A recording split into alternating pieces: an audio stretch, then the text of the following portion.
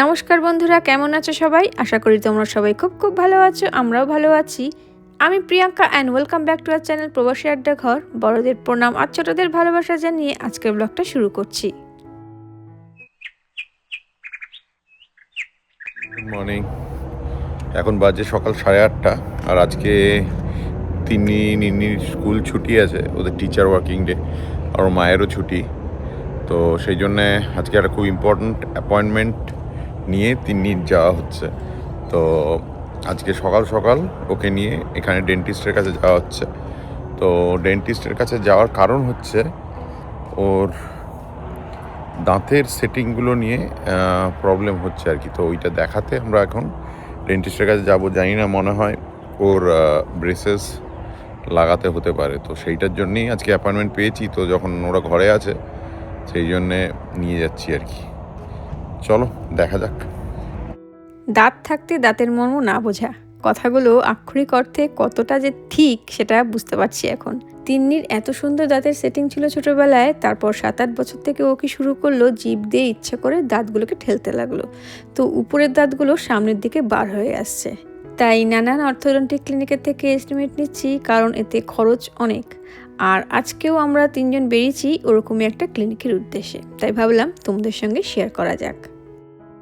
মাকে নিয়ে যাওয়ার কারণ হচ্ছে ওদের ডেন্টাল ইন্স্যুরেন্সটা এখন ওর মায়ের থ্রু দিয়েই করা আর কি। তো আমার ডেন্টাল ইন্স্যুরেন্সে আমার 2 মেয়ে আর নেই আর কি এনরোল করা। তো সেই জন্যে ওর মাকে নিয়ে যাওয়া, কারণ বাই চান্স যদি কোনো ক্লারিফিকেশন চায় বা কিছু চায় বা ওর মায়ের সাইন ফাইন চায়, এটা তো জানি না, প্রথমবার ইউজ করছি ইন্স্যুরেন্সটা। তো সেই জন্যই নিয়ে গিয়ে দেখা যাক, একবার ইউজ করলে বোঝা যাবে আর কি। আজকে তেমন ট্রাফিক নেই, তাই তাড়াতাড়ি চলে আসছি আর কি। কিসিমিপুর ঢুকে গেলাম।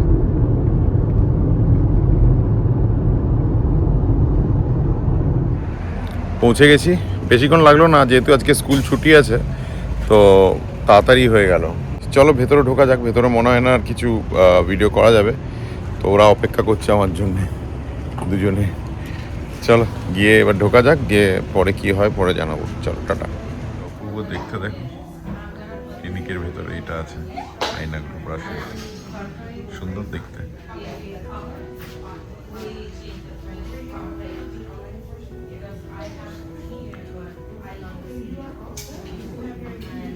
বেশ বড় সড়ো ক্লিনিকটা, ভেতরে ওখানেই হচ্ছে সব। আমার যেহেতু একটা 9:30টায় মিটিং আছে, তো ওটা আমি করবো ওর মায়ের সঙ্গেই। তিন্নিকে ভেতরে পাঠালাম আর কি। তো কিছু লাগলে বলেছি আমাকে ডাকতে। ডাক্তার দেখানো হয়ে গেল, তাই না বলো? কিন্তু ওরা এখনও ইন্স্যুরেন্সের থ্রু দিয়ে রান করাতে পারলো না যে ইন্স্যুরেন্স কতটা কভার করবে। তো সেই ছাড়া যা বললো, মোটামুটি পুরো ট্রিটমেন্টটার জন্যে লাগবে হচ্ছে প্রায় $3,000, মানে $2,998। তো ওটা লাগবে $3,000। এবার $3,000 ব্রেসেস, বাট তিন্নির বলছে যে মোটামুটি 18 মাসে হয়ে যাবে। তো সেটা হলে আর একটু হয়তো কমবে আর কি রেটটা, বাট মিনিমাম মানে 2 বছরের যেটা এস্টিমেট সেটাতে মোটামুটি $3,000 লাগে। দেখা যাক এবার। তারপর ইন্স্যুরেন্সেও রান করে বললো জানাবে, সেই মতন অ্যাপয়েন্টমেন্ট নিয়ে করতে হবে। আরও একটা দুটো জায়গা আছে। একটা জায়গা আমরা দেখেছিলাম আগে, কিন্তু সেটাতে মানে অনেক অনেক বেশি কস্টলি। মানে ওটা বোধহয় টোটাল কত বলেছিল তিন্নি? 7,000 হ্যাঁ, তো ওইটা মোটামুটি $7,000 বলেছিল। 3 গুণ। 3 গুণ। মানে ভারতীয় টাকায় তো আর হিসাব করে লাভ নেই, কিন্তু মানে অনেকটা টাকা আর কি। মানে এখানেও অনেকটাই টাকা, তাই না বলো? অনেকটাই। তো ওই এখানে অনেকটাই অনেকটা সস্তা। হ্যাঁ, মানে প্রায় হাফের চেয়েও কম। 3 গুণের কম। ওটা প্রায় 7,000 বলেছিল। 7,000। সেখান থেকে এখানে এটা বলছে 3,000। তো ঠিকই আছে, দেখা যাক এবার কতটা কি লাগে। সেটা ডিপেন্ড করছে হচ্ছে তিন্নির মানে ব্রেসেসটা লাগাবার পরে কিভাবে মানে দাঁতগুলো সেটেল ডাউন করে আর কি।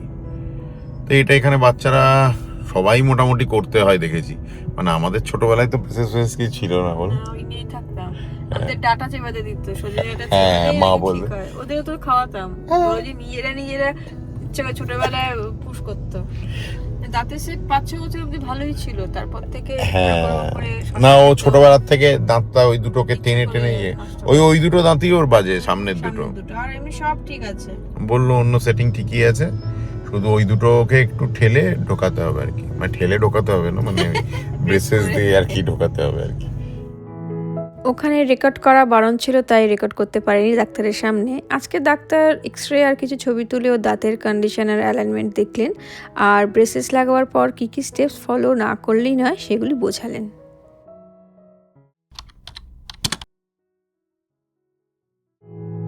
স্কুল থেকে ফিরে ঝটপট ফ্রেশ হয়ে আজ অনেক দিন পর ছোট স্কুলে যাচ্ছি। কেন আজকে কিসের উদ্দেশ্যে তোদের স্কুলে? কার্নিভাল। কার্নিভালটা কি সেটা একটু বোঝা, সবাই তো বুঝতে পারবে না। মানে একটা ইভেন্ট, সেটা আমাদের স্কুলে হয় এভরি ইয়ার 5টা থেকে 8টা, 3 ঘন্টা। ওখানে অনেক গেম আছে, fun game, bounce house, air brush tattoos, duck tag, সেগুলো টিচারদেরকে করতে পারো, আর আনলিমিটেড অ্যাক্সেস আছে। সব তো হলো, মা বাবাদের কিছু করতে দেবে, গেম আছে না, ওর জন্য ওর বাবা যেতে চায়নি, নাহলে ওর বাবাই বলছিল যাবে নিয়ে। ঠিক আছে চলো, লাস্ট 3 বছর যাসনি বল? 1 2 3 3 বছর জানি, প্রথমবার যাচ্ছে, তো দেখা যাক কেমন, আমারও কোনো আইডিয়া নেই। তো চলো যাওয়া যাক একসাথে। তিন্নি যাবে না, আমিই যাচ্ছি একা, ওর বাবা ছেড়ে আসছে, ওর বন্ধু বান্ধবরা থাকবে।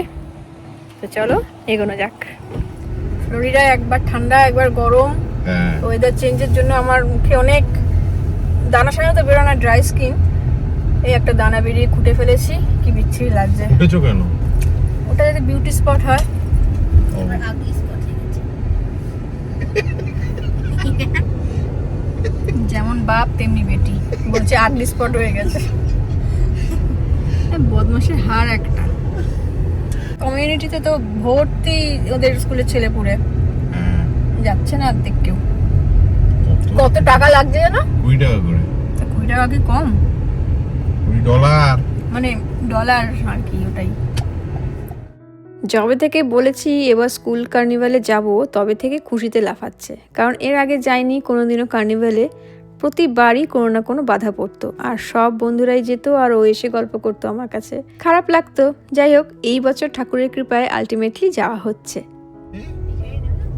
মানে গাড়ি ঢোকারই জায়গা পাচ্ছে না তো, পার্কিং তো ফুল, অনেক লোক এসছে তার মানে। অনেক লোক সবাই আসে তো মোটামুটি। টিচারও তো আসে। ও টিচাররাও আসে? হ্যাঁ, ডাক ট্যাঙ্কিতে কাকে ডাক করবে? এই মা টিচারদের রেখে? হ্যাঁ, টিচারদেরকে ডাক করে, মাকুই ডাক কি করে। অবস্থা! টিচারদেরকে মেরে মেরে জলে ফেলবি? ইস, এ বাবা, এখানে নামিয়ে দিচ্ছি। হ্যাঁ, বিশাল এরিয়া, বোঝা যাচ্ছে না এত লোক এসছে। চলো টাটা, ফোন করলে এসো। 5টা থেকে এন্ট্রি টাইম ছিল, আর নিন্নি এতই এক্সাইটেড ছিল হাতের ব্যান্ডটা আনতেই ভুলে গেছিল। আবার ঘর গেলাম, নিয়ে আসলাম, তারপর এখন 5:20 নাগাদ ঢুকছি স্কুলে। ঢুকে গেছি, বাবা ছেড়ে দিয়ে চলে গেল, ওরা তর্স হয়েছে না, কখন ঢুকবো, সব বন্ধুদের দেখতে পাচ্ছে। চলে এখানে মানে সাইন ইন করতে হবে, কিছু একটা করতে হবে। আর এই সেই ব্যান্ড, যার জন্য 2বার করে আসতে হলো আমাদের। প্রথমবার বলে ওভার এক্সাইটমেন্টে ভুলে গেছিল হয়তো। যাই হোক, চলো আস্তে আস্তে ভেতরে ঢুকি। স্কুলে ঢুকতেই চারদিকে রঙিন ডেকোরেশন, মিউজিক, নানান স্টল, রাফেল টিকিটস, পপকর্নের গন্ধ আর বাচ্চাদের হাসির শব্দ, সব মিলিয়ে একদম কার্নিভাল ভাইব।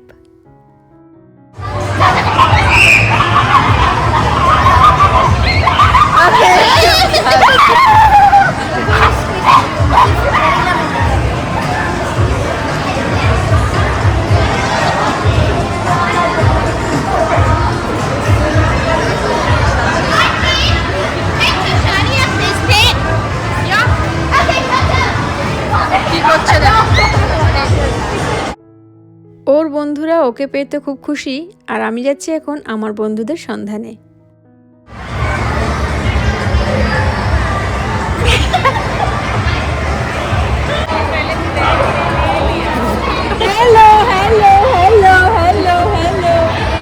এই যে আমার 3 বন্ধু, ডোনা, ডলি আর সাগরিকা। আমাদের 4 জনের মেয়েই একই ক্লাসে পড়ে। নিন্নির ইন্ডিয়ান বন্ধুদের সাথে সাথে আছে বহু বিদেশি বন্ধু, কেউ মেক্সিকো থেকে, কেউ বা কিউবা, কেউ বা কলম্বিয়া থেকে। ম্যাক্সিমামই সব ল্যাটিন আমেরিকা থেকে। যাই হোক, এখন সব ফেস পেন্টিং করবে বলে লাইন দিয়েছে। কোন ডিজাইনটা করবে কোনটা না চলছে তারই চর্চা, কিন্তু তারই মাঝে আমাকে টানছে ওই পপকর্নের গন্ধ। এই দেশের মেলাতে পাঁপড় ভাজা তো পাবো না, তাই অগত্যাই পপকর্নই ভরসা।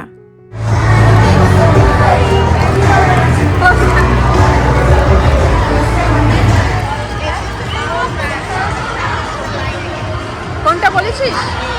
কোনটা?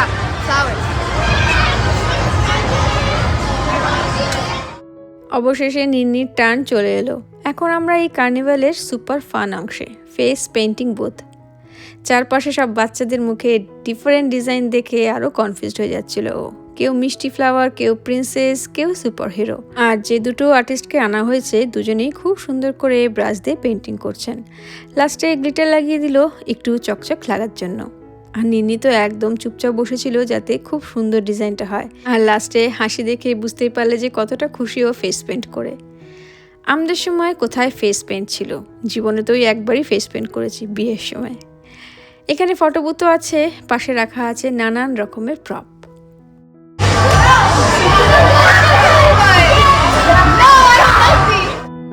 নানান পোজে ফটো তোলা হচ্ছে সব পাগলিদের, আর সেই ছবি তুলে আবার মোবাইল ফোনে পাঠাবারও ব্যবস্থা আছে। এবার কি ট্যাটু, কচিকাচার ভিড়।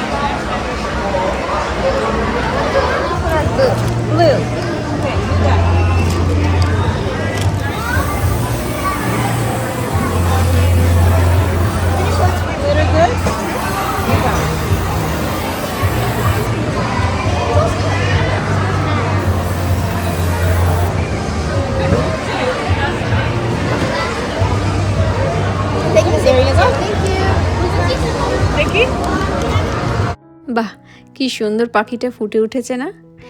এরপর একটু এগোতেই চোখে পড়লো এই গেমটার দিকে। এটা গেম বলবো না পানিশমেন্ট বুঝতে পারছি না।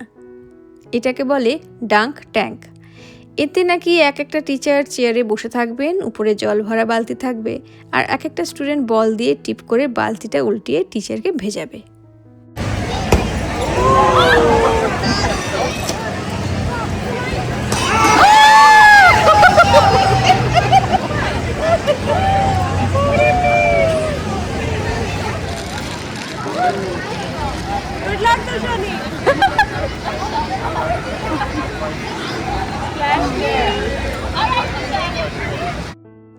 এরপর আমাদের মেয়েদের দল এসেছে, কি না টিচারকে ভেজাবে। কার্নিভালের সবচেয়ে ফানি আর এক্সাইটিং গেম মনে হয় এটাই, ডাঙ্ক ট্যাঙ্ক। তবে এই গেমটা জানো তো আমি এর আগে কখনো দেখিও নি, নামও শুনিনি। তোমরা যদি কেউ শুনে থাকো তাহলে জানিও একটু কমেন্ট করে। দূর থেকে সবাই চিয়ারিং করছে আর হাসছে, কারণ কেউ টার্গেট হিট করলেই স্প্ল্যাশ। আজ স্কুলটাকে স্কুল বলে মনেই হচ্ছে না, ঢুকতেই একদম অন্যরকম একটা ফিলিং। চারদিকে কালারফুল ডেকোরেশনস, বাউন্সি হাউস আর হ্যাপি মিউজিক বাজছে। বাচ্চারা দৌড়দৌড়ি করছে, গেমস খেলছে, কেউ পপকর্ন খাচ্ছে, আবার কেউ স্টল থেকে কিনে লেমনেড বা স্ল্যাশি খাচ্ছে। পুরো জায়গাটা ফিল্ড উইথ লাফটার, এক্সাইটমেন্ট আর পিওর চাইল্ডহুড হ্যাপিনেস।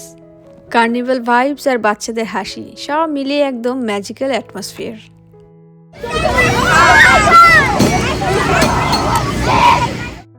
এরপর পালা এসেছে বাউন্সি হাউসে ওঠার। প্রথমে ভয় পাচ্ছিল ওরকমভাবে বেয়ে বেয়ে উঠতে হবে বলে, আর একটু বেশি হাইটে ভয় ভয় লাগে ওর। তাই আমরা সবাই মিলে, মানে ওর বন্ধুরা, আমার বন্ধুরা সবাই মিলে ওকে সাহস জোগালাম। তারপর অনেক সাহস নিয়ে এগোতে থাকলো। ঠিক আছে, ভালো করেছো। বেচারি উঁচু জিনিস ভয় পায়, ও যে করলো এটাই বিশাল বড় ব্যাপার। ওকে যাবে না করছিল, তো ওকে বললাম তুই পারবি পারবি বলে বলে যাওয়া করালাম।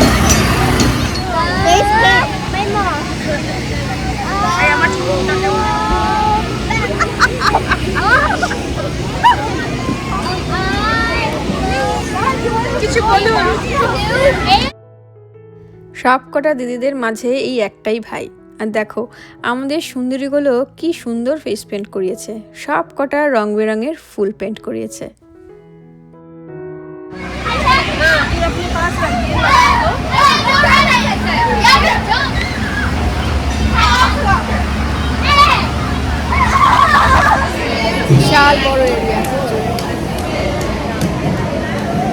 শেষের দিকে সব লাস্ট ট্যাটু করে তারপর ঘরে যাওয়া হবে।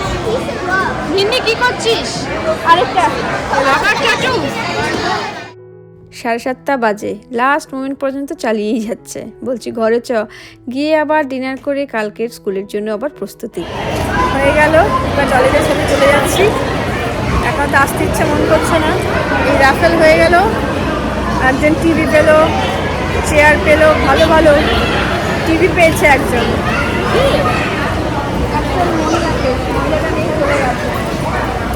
দারুণ, তো ভালো ভালো প্রাইস ছিল। লাস্টে গুডি ব্যাগ দিল, বল। হ্যাঁ কি সুন্দর। চলো। স্কুল কার্নিভালের এই কালারফুল ভাইবস আর হ্যাপি মেমোরিজ সারা জীবন মনে থাকবে। আজকের মতন ব্লগটা তাহলে এখানেই শেষ করছি। কেমন লাগলো কমেন্ট করে জানিও, আর ভালো লাগলে অবশ্যই লাইক আর শেয়ার করো। দেখা হবে খুব শীঘ্রই নতুন কোনো দিনে নতুন ব্লগ নিয়ে। সবাই খুব খুব ভালো থেকো, আনন্দ থেকো, সাবধানে থেকো। নমস্কার।